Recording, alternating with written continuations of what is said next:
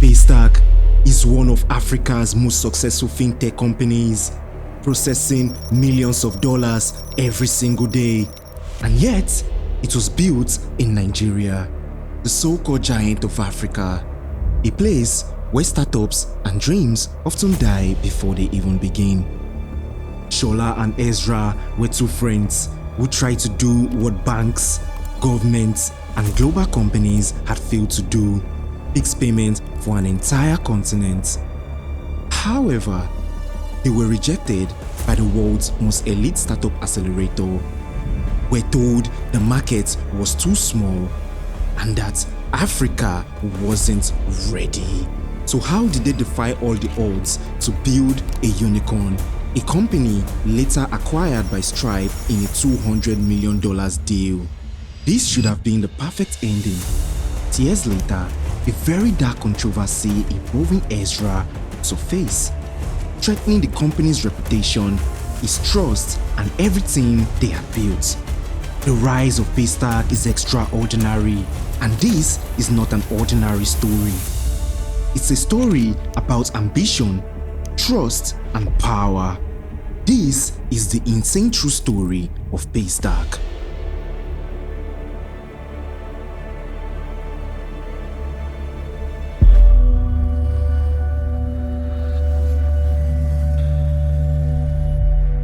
Before Paystack ever processed a single transaction, and before investors called it the Stripe of Africa, everything began with two young men who were never supposed to build any of this.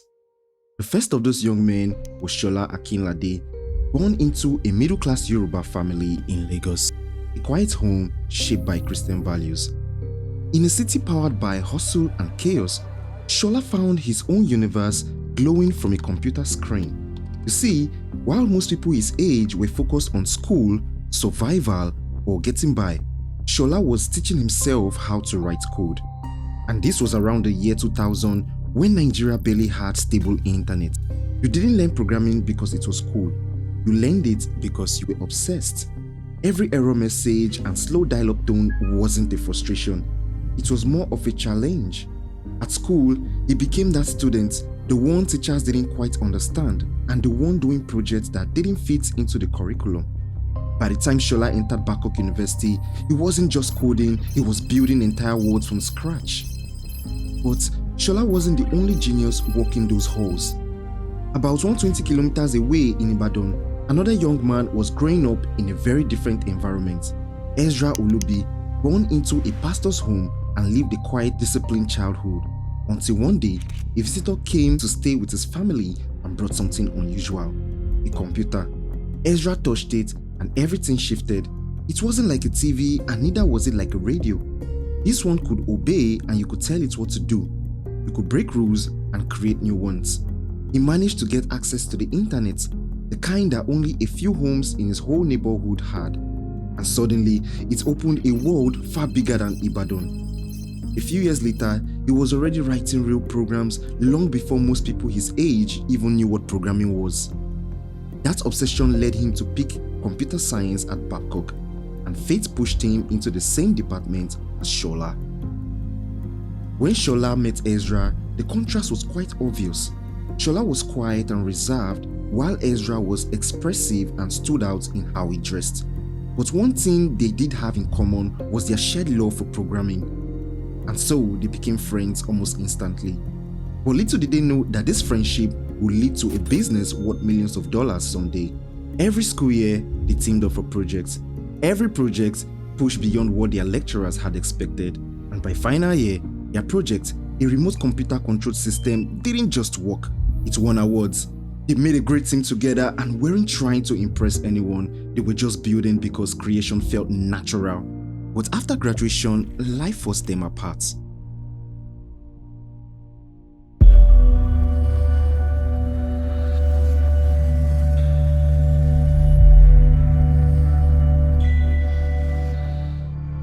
After graduation, Shola did what everyone expected a smart graduate to do.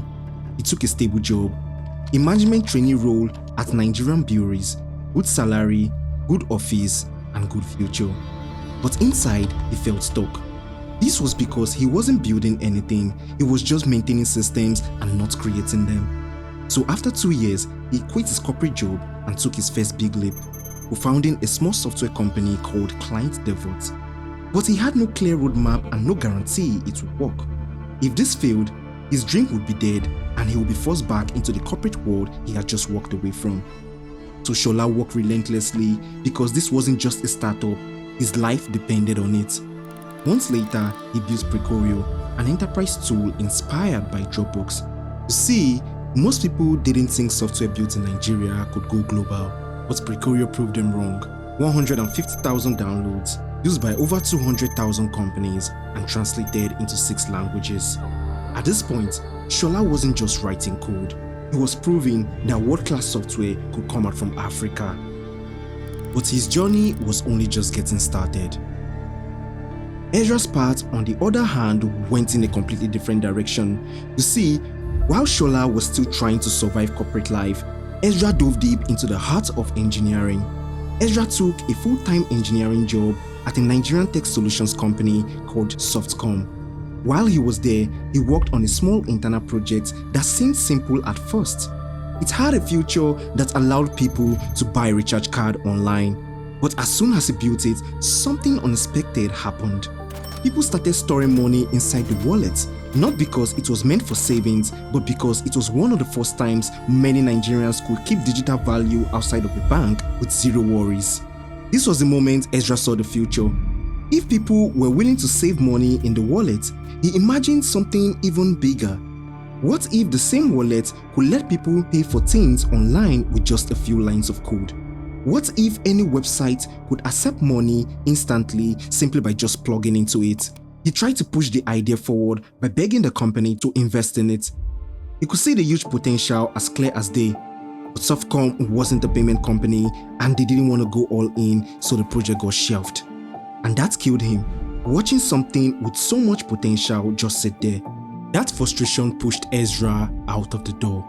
But by this point, he also wanted to broaden his experience to see how his engineering skills could solve problems outside of fintech. So he took another job, this time at a recruitment company called Jobberman. Their business model is centered around online job postings and managing job applications. But almost as soon as he arrived, disaster struck. One day, an engineer accidentally deleted the whole database, every job listing, every user profile, everything. This incident was so severe, it threatened to wipe the entire company off the internet. Ezra became the person who saved it. He led a team that moved the entire platform to the cloud, rebuilt the broken systems, and brought Jobberman back from the edge. But even after stabilizing everything, something within him still didn't feel right. He wanted more, he wanted skill, he wanted impact. That pushed him to resign and join a company called Delivery Science, where he became CTO, leading teams, fixing impossible problems, and building systems that could scale without breaking. You see, every role was preparing him, but he didn't know this yet. These exact lessons, scalability, wallets, user trust, payments, were getting him set for the moment his path would collide with Shola's again. And that's where the real story would begin.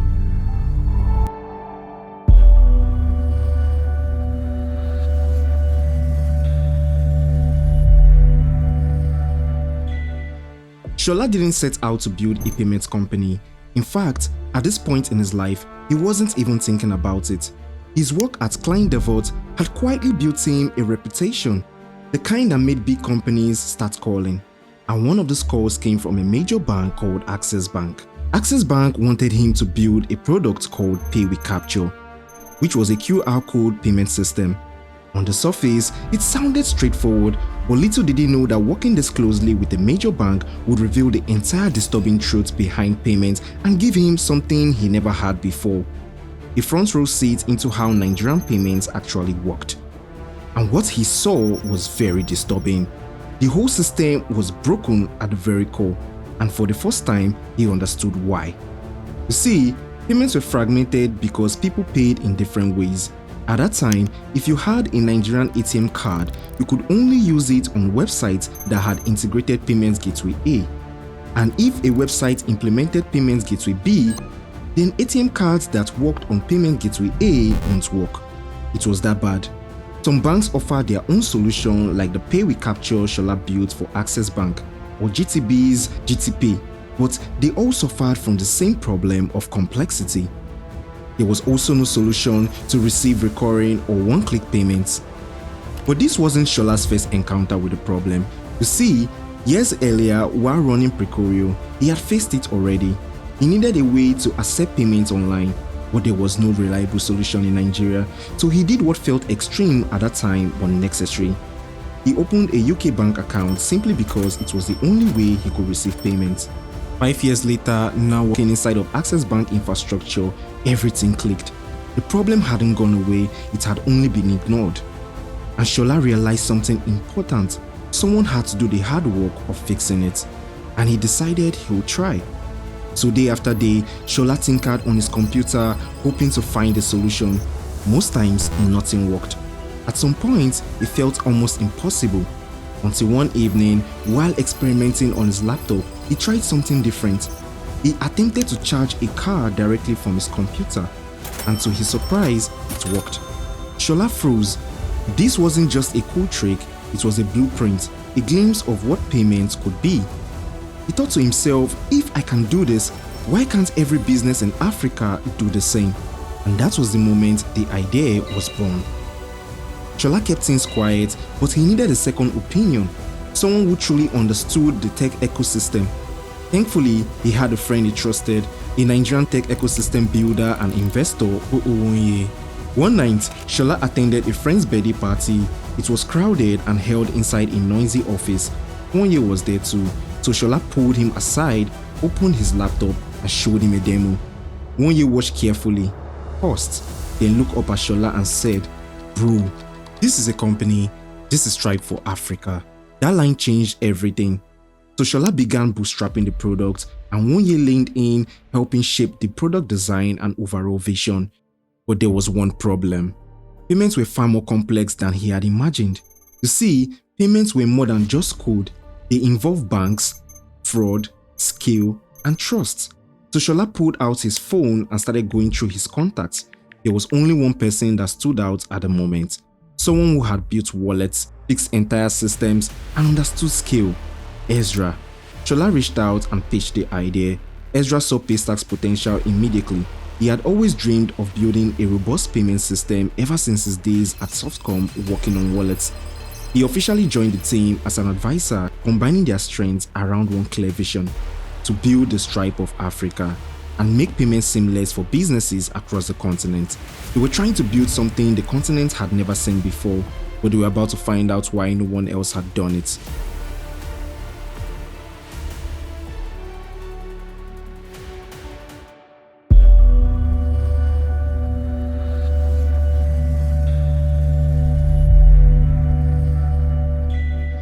With the complexity of the product now clear, and Ezra on board as an expert advisor, the question was no longer what was broken. Shola already knew that. What he didn't know was how broken it would become once he tried to fix it, because fixing it would mean answering one brutal question: would a tiny team with no funding and safety nets pull this off? You see, they had just a few laptops, unstable internet, and a system so fragile that even banks struggle to maintain it. Still, they committed, because between them, they had seen too much to walk away. From Shola's time inside Access Bank to Ezra's experience building wallets at Softcom, they understood something most people didn't. The problem wasn't a lack of payment tools, it was that nothing worked together.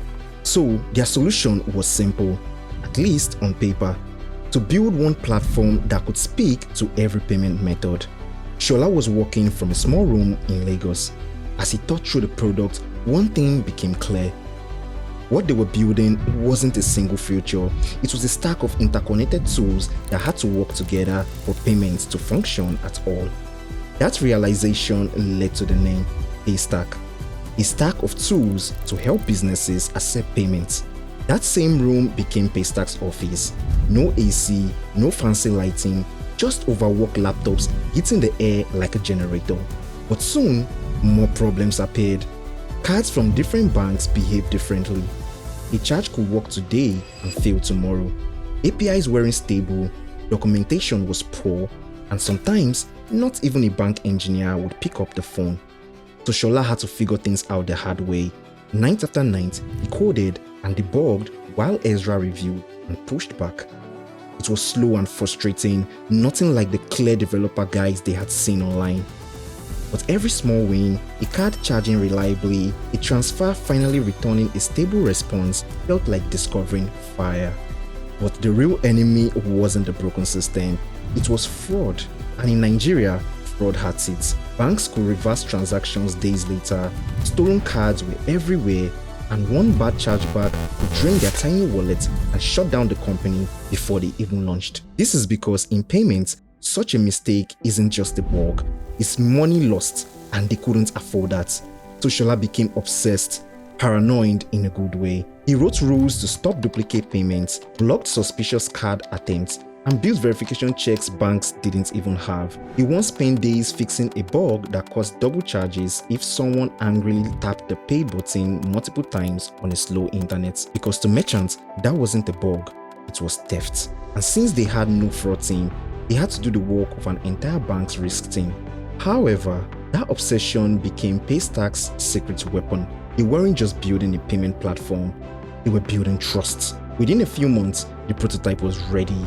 But since trust is fragile and it mattered more than speed, even with a working product and a strong belief that businesses would need it, Paystack didn't launch publicly. They were still cautious about fraud and scale.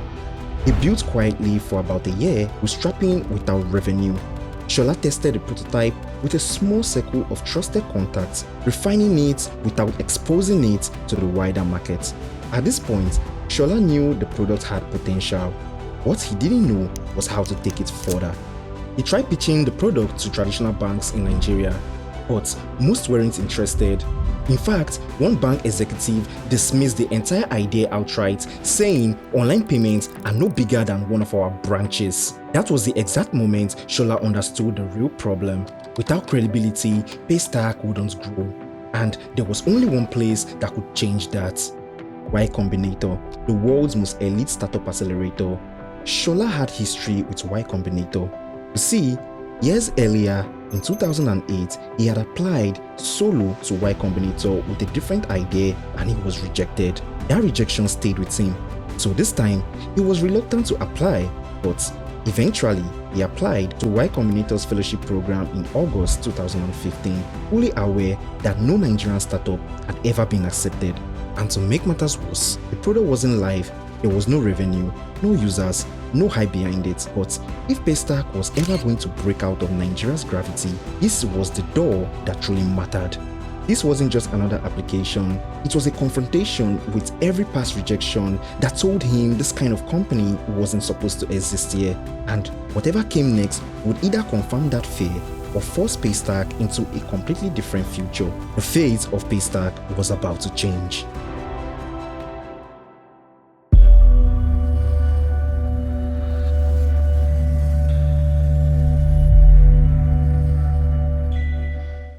For the first time since Paystack began, the outcome was completely out of Shola's hands.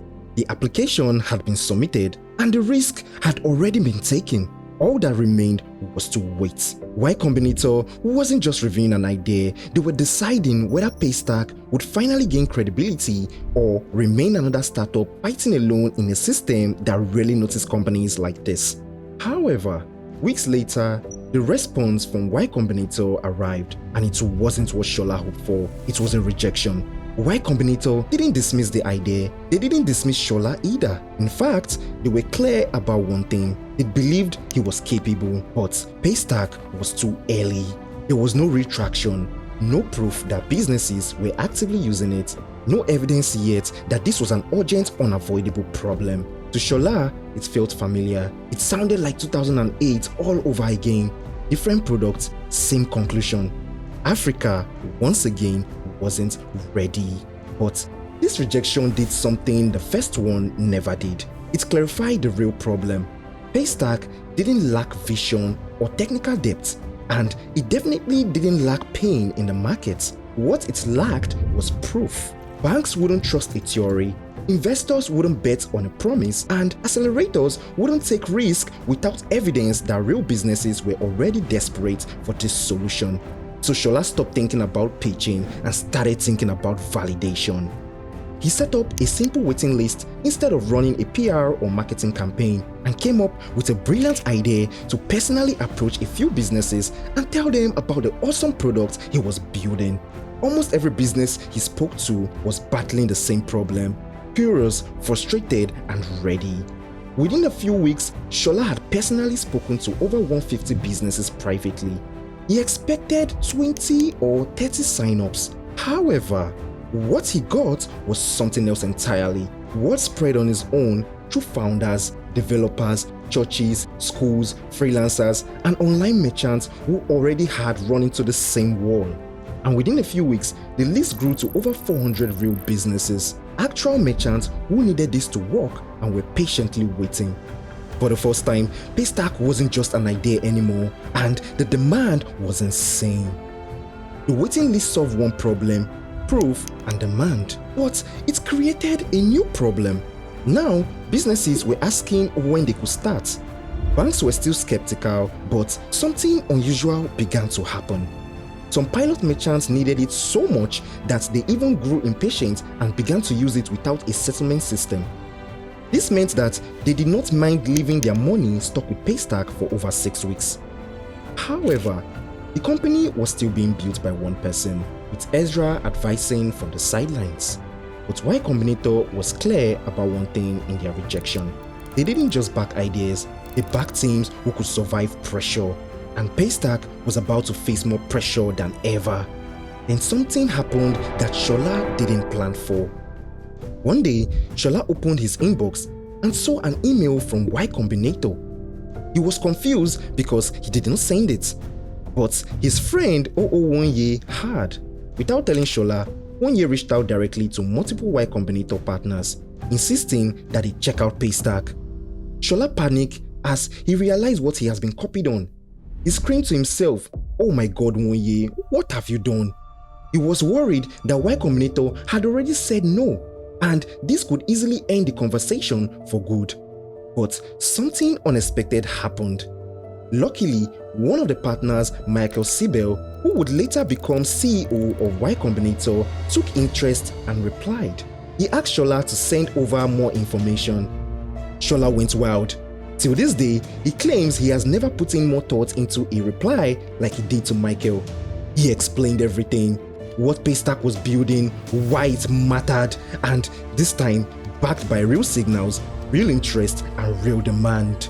Also, unlike the last time, they also had revenue, $1,300, and even though that figure was small, it didn't stop Shola. The funny thing is that that revenue had come from just a single transaction. In a follow-up email, they asked one question Shola had been avoiding: who else is building with you? Up until now, Ezra had stayed on the sidelines, advising, reviewing systems, and helping Shola think through scale. And Shola wasn't completely alone. He had support, people who helped with product thinking, regulation, and risk. But what Y Combinator was really testing wasn't the idea, it was whether they could survive pressure. And until now, the weight of the product still relied on one person. Y Combinator didn't want advisors, they wanted founders who could carry the weight together. That forced a decision Shola could no longer delay. And after much thought, Shola told them Ezra Olubi would be his co-founder. He called Ezra, and for the first time, the conversation wasn't about advice, it was about more commitment. Ezra agreed to come in fully as co-founder and CTO. That decision changed everything. With a real team, real demand, and real momentum, Shola submitted Paystack's final application to Y Combinator, this time to the main batch. This was no longer a question of belief. Paystack had proof, it had momentum. What they didn't know was how much this next step would cost. The response from Y Combinator wouldn't just open doors they had spent years trying to reach. It would expose cracks that success alone could not fix. And once that door opened, there would be no going back.